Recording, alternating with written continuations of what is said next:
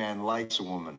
So what I'm going to be showing you step by step today is how to make sure that you're at the advantage and you can overcome these issues 24/7. Now, the second that you become emotionally attached at even the slightest degree is the second that you're counting down to the end of that relationship or that interaction with women. So like I tell you on every video, these things are very important. Watch this video end to end. Now, once this video is over, okay, I take this topic at an even deeper level down in the description inside of my MBT webinar. So those of you who don't know what MBT is, it stands for Masculine Behavioral Techniques. And once this video is done, I want you to hit that link in the description and actually check that out so that way I can show you this at an even deeper degree. What if the version of awakening you were taught was never the whole truth? Not because awakening isn't real, it is, but because what you've been shown is a highlight reel, and no one prepared you for what comes after. The confusion, the emotional crashes. Hello, What's your name? I name it Laura. Do you mean my name is Laura? Yes, perdón. Where are you from? I'm from Spain. You are lying in bed and it hits you again. That thing you said years ago, that opportunity you walked past, that moment when you could have been brave but were not. Your stomach drops, your mind tightens, and suddenly you are awake, living inside a memory that should not have this much power over you. You try to push it away. You tell yourself it is pointless to think about something you cannot change. But the thought pulls back in, circling like it has a life of its own. You know it will not fix anything. Still, your brain keeps replaying a past that refuses to stay in the past. Some people spend their entire lives carrying these moments. Regrets become weights around their necks, heavier with every year. But others learn to turn regret into wisdom instead of punishment. They learn to make peace with who they were. So why does the mind torment us with decisions we can never remake? And why do some people break free while others stay trapped? To understand regret, you have to understand what it was originally built for. Early humans needed regret to survive. If someone ate the wrong berry and got sick, their brain needed to remember that mistake vividly. Pain etched the lesson into memory. Regret was not cruel, it was functional. But that mechanism was built for simple, immediate dangers. Modern life is anything but simple. Now we regret relationships, careers, moments of courage we never took. These decisions are complex, emotional, unpredictable.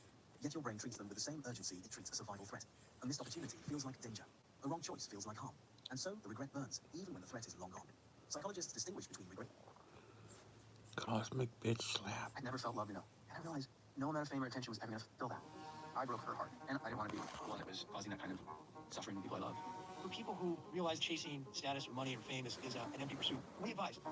So most of us think that more status, more money, more sex is going to make us happier. Well, my next guest had it all. He made it to the top of the food chain in Hollywood. He was the star of HBO's series Entourage. He was young, sexy, and women. He had money. And then after he had what he calls a cosmic bitch slap, had the epiphany that brought him true happiness. This episode's going to shock you, surprise you. You're going to hear things from a celebrity you've never heard before. I can't wait to unpack it with you. And action. Bam. Adrian Grenier, a.k.a. Vincent Chase, and your alter ego in Entourage. People may be wondering why Dan Buettner's podcast, and I usually focus on longevity and happiness. Why?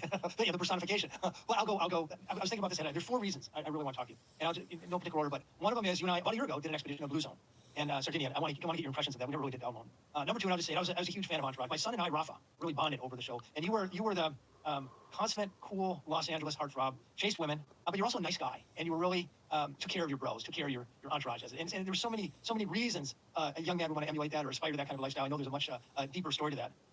Number 3, your sustainability efforts in the community you're building on your farm, and what you've done to feed inner city children the right way in New York. And then the last one, and I'm most interested in this, is this journey you've taken from really the pinnacle of fame to a very different life, and a life I think you found richer, but also, and I think a lot of us struggle between that tension of wanting status, wanting wealth, or wanting sex, and really finding, and those things all, have their place and their dopamine hits, but chasing those too much can be a problem, and you can often find richer dimensions of life elsewhere, and I think you have. I may be interpreting your past wrong, but I'll let you talk about that. And also the role of hardship, which we have to run away from. But maybe we can just start. I think, most people know you either from The Devil Wears Prada or Vincent Chase from Entourage. Can you talk a little bit about what that life was really like? Was it really as great as, was your real life anything like the life of this consummate celebrity at the white hot core of LA party? Well, anytime someone would come up to me and say, "Oh man, I love the show. I wish I could be like Vince," I would have to say, "Yeah, me too."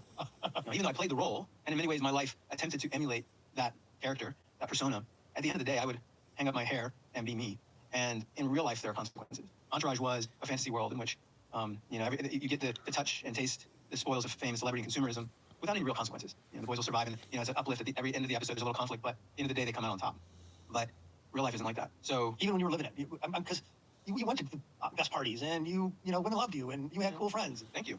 I think so. I always attempted to keep a level head about myself, even though as time went on, I realized that I had indulged a little too much in that world, that I had forgotten my true center, or my North Star. Or perhaps I never really had a North Star. to begin with, but I had to reorient myself with spirituality and my purpose on the planet, my dharma, if you will, because you start replacing your ego identity. You know, you start replacing your drives and your ambitions with that of the industry, or that with the world at large, you know, the culture that is asking stuff of you. So you start finding ways to feed the beast, so to speak, in which you're cultivating more attention or more fame, or you're figuring out a way to get to the next rung on the ladder. And at a certain point, you realize, who am I serving here? What master? I've already made all the money. Yeah, You know, I've already had all the girls. Like, what's exactly. next? I would think you were, well, why are you looking for another rung when it seems like you, I mean, that entourage, I think, kind of defined a generation. I always kind of thought of it as the male version of Sex in the City. And you had the women, and you made a lot of money, and what more would you want as a 30-year-old male? Yeah, I mean, that was the big question. Like, what's wrong with what you have? Why are you somehow dissatisfied? You know, what's not computing? What are you missing?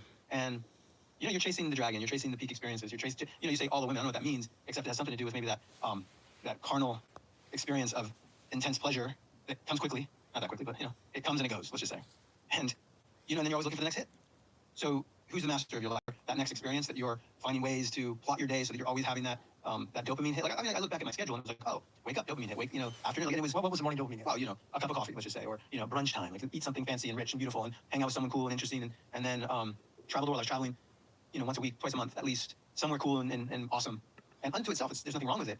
But if I trace my sort of path from all of those experiences and where it was heading me, the trajectory of that, I was just going to be totally checked out, numbed out, indulged out until I died. And then what do I have to show for it? Except he was a hedonist that, you know, had all the spoils and really enjoyed his life. What have I given? What have I cultivated? You know, who have I served? You tell this great story about an experience you had on a private jet with an 85-year-old oligarch. Which, I think an experience where somebody would say, oh, yeah, this is experience. You had a rather different epiphany.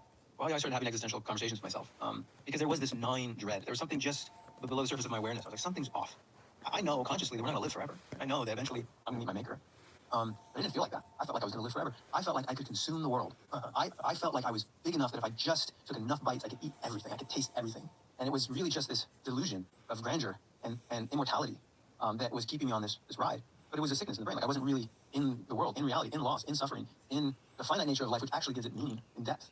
So I was just skating along the surface, you know, Peter Pan, floating just above consequence. But there was something that was calling me forth and asking me to delve deeper. And as I started to do the deeper work and started to contemplate things that I needed to sort of change in my life, while still thinking that I could, you know, continue the lifestyle, have it both ways. I'm going to have deep revelations and be a better person, and at the same time not say no to those parties or those opportunities. I was on a plane from some fancy place, I want to say like south of France or something, to another awesome adventure in another place around the world with an awesome party and fancy people. And I needed a way to get from one place to the other.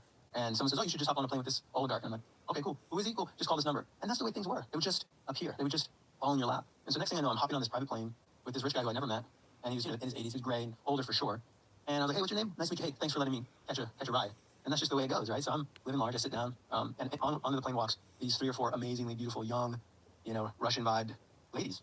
And of course I'm like, oh, okay. You know, great. Models. Great. Yeah, model types. And they are just doting over him, sitting next to him, laughing, you know, they're having champagne or whatever. And, you know, I was impressed. You know, I was, wow, this guy, he's really got it going on. Right? He's got a lot of money, he's got a private plane, and he's got all these girls hanging over him. And there was just this passing thought, and it was as natural as any other thought. I said to myself, like, I hope I can be like him one day. Wow, like, he's got it made. I hope that I can still be, you know, hanging with the This is girls. Jason, Yeah, he's got my own plane. Exactly, like, that guy has made it. And in that moment, I guess because I was more available to something deeper in me, I shuddered. Because I realized, Adrian, you put your mind to something, you make it happen. You're a manifester. You build businesses. You're creating a career for yourself. You're a very powerful person, and when you think of something, you make it happen. So I had that thought, and it scared the hell out of me because I realized, holy shit, that is going to be me. I'm on a direct path, right, to be that guy in one iteration or another. And then it all became rushing into me as I realized those girls aren't here for the right reason. You know, I didn't feel any love. It felt like fun, but there was, you know, certainly an exchange of value. The guy lost his dough. You start to wonder, like, were they there for the right reason? Were they there for the money? Why was I there? I was there for the free ride. You know, and I didn't even know if he was even connecting with me. We're like, I don't know who that guy is. Like, we're not friends now. So that's when I realized, like, I don't want to be that guy. And then I had to ask myself, well, who do you want to be when you're 85, when you're 90? Who do you want surrounding you? You know, they can get on the plane and off the plane, and you have to go get them. Yeah. And what did you conclude? Well, it took me a lot longer to figure out, you know, why I'm here, like why I really came to be. You were just, I love the phrase, you just tell us about your cosmic bitch slap. I think that's going to be a hashtag. Yeah. I had a lot of learning to do. First of all, I had to come down to earth from the lifestyle. You know, I had to step off this sort of vapid, you know, high horse of sorts, you know, sort of vanity and carnal pleasure and indulgence and was utterly godless. I mean, I was agnostic at best, you know, and really just living a life of indulgence and pleasure and enjoyment and believing that when you die, you go to nothing. And so when I started to come down to earth and dig into the soil, and in fact, working, you know, literally in the soil, in the earth, was a huge, huge help for my growing journey, for my healing journey. And someone said to me, he said, you are utterly ungrounded. You're like flying off the planet. You need to get into the earth. Before you die, you just need to ground yourself.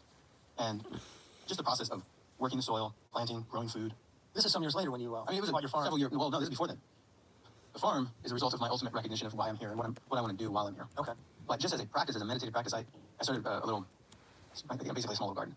And Good start. great start. It was, so when I was doing sustainability stuff, and you said, you mentioned that I'm known for sustainability. I admittedly, was doing a lot of PR for sustainability, but I wasn't living the lifestyle, really. I was in Brooklyn. I had a little garden. It was basically a planter, Yeah. and it had some food growing in it. I microwave oven or something. It's tiny. And I had it so that I could show people that it's possible to have.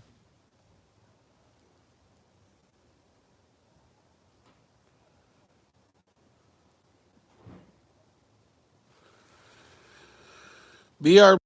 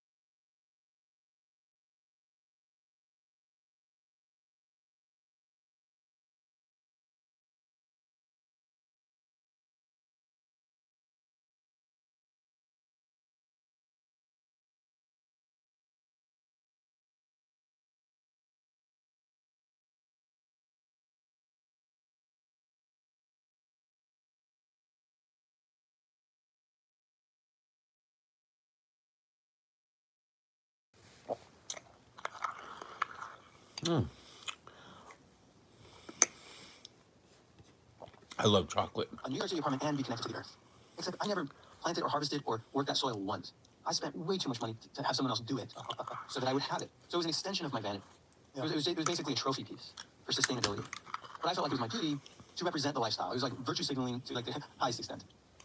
When I started doing the actual work, when I actually went into the soil, when I actually started to learn that it's not that fucking easy. There's a lot of hardship and disappointment and responsibility to show up. You have to be there, every day or at least regularly and commit to that process. Otherwise things die. It doesn't work. Every year, God. as the holidays roll around, I try to slow things down. It's easy to get caught up in travel plans and presents, but what I've learned from studying the world's longest lived people is that the real gift is time spent together. Up in my lake home in Wisconsin, I'll light a fire, make a pot of sardine minestrone, and invite a few friends over to linger for hours. Maybe we'll even play a game of broomball on the ice-covered lake, but we don't have a schedule, we don't rush. We tell stories, and we laugh, and every once in a while we'll catch our laughter echoing off the frozen lake. When I'm away during the rest of the winter, I like it that other families get to experience that same sense of calm.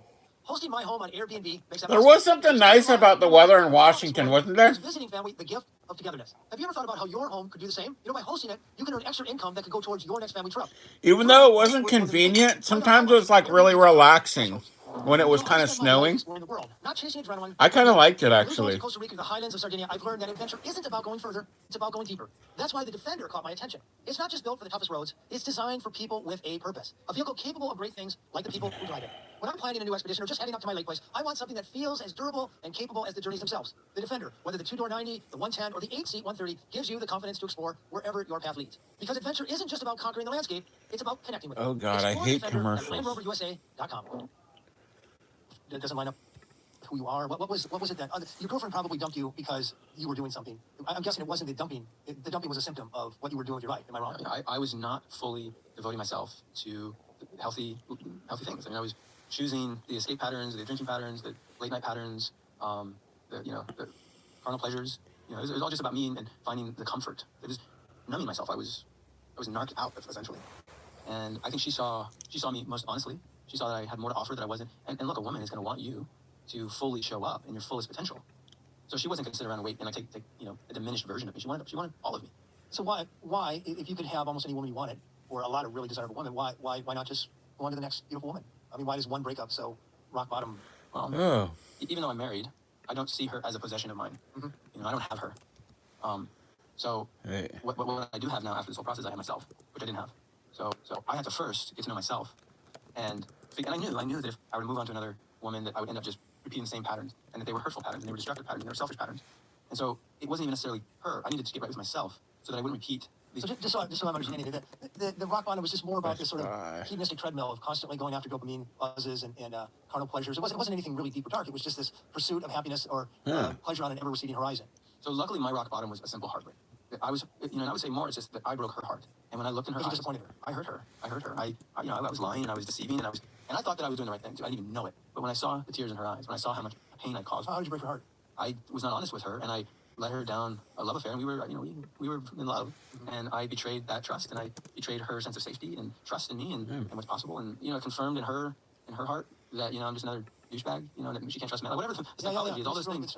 And I knew that I didn't want to be the one that was causing that kind of suffering to the people I love. And again, there was that gnawing dread. I didn't know what it was. I still felt self-righteous. So I was still rationalizing all my behavior. But I knew that there was something I was missing.